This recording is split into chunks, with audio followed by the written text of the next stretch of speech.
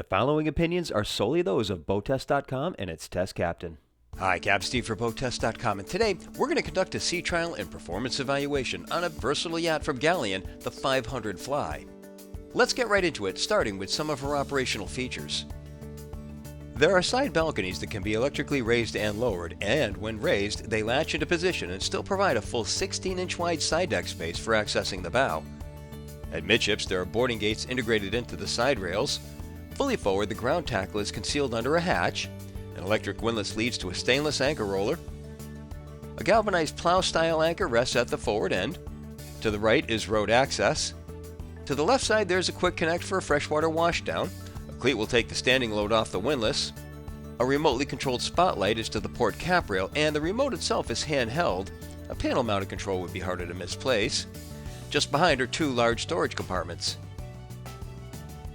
The main deck helm station is elegant in its simplicity. Much appreciated climate control vents are at the top of a vinyl brow. There are no gauges in the black Lexan panel, with all functions being tasked to the 12-inch Raymarine display and the 7-inch Volvo Penta display. Below is the Raymarine autopilot, the bow and stern thruster sticks, and the wiper control.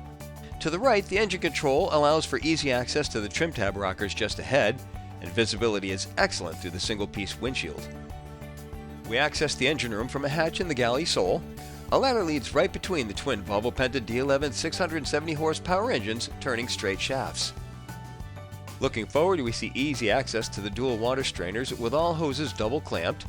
Fuel filters are mounted to the inboard sides of the dual fuel tanks, and the fire suppression system is mounted right between. The aft bulkhead supports the battery management system and all battery switches. Batteries are against the starboard bulkhead, and above is a common chest that all draining hoses are connected to for a single through-hull outlet. Also to starboard is the 15 kW diesel generator. All remaining hoses are also double clamped, and longer runs are well supported. Inside the tender garage, there's a hatch leading to the steering gear, more batteries, and more room for storage. Stainless engine room vents and 16-inch cleats are to the sides. Shore power connectivity is at the riser to the cockpit steps. Additional 16-inch cleats and rollers are to the aft quarters of the cockpit deck, and storage for excess line is just below.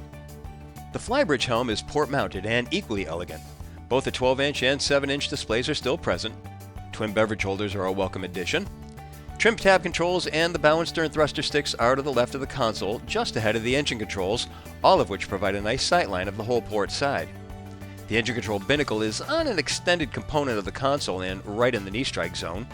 An attractive feature that your electronics tech will love is that the whole console tilts for easy access behind the panel. When it came time to depart, I used the flybridge helm station. The combination of engine controls and thrusters made short work of our departure, and we were soon on our way. The Galeon 500 Fly has a length overall of 53 feet 2 inches, a beam of 14 feet 8 inches, or 19 feet 8 inches depending on how she's configured at the time, and a draft of 3 feet 3 inches. With an empty weight of 50,155 pounds, full fuel, and 3 people on board, we had an estimated test weight of 53,616 pounds. With straight shafts being turned by the twin 670 horsepower Volvo Penta D11 diesels and run up to 2520 RPM, the Galeon 500 Fly topped out at 30.4 knots. She had a best economic cruise of 2200 RPM and 25.2 knots. It was at that speed that the 51 gallon per hour fuel burn translated into 0.5 nautical miles per gallon in a range of 211.8 nautical miles, all while still holding back a 10% reserve of her 746 gallon total fuel capacity. She reached planing speed in an average 11.4 seconds, and 20 miles per hour came at nearly the same time. Once on plane, she seemed to take on a natural 5-degree bow-high attitude with no need for trim tabs. She's quick to respond to the helm, but remains stable and comfortable throughout. We had a flat, calm day for our testing, and that's unfortunate because previous tests on Galeons showed exceptional handling characteristics in snotty conditions.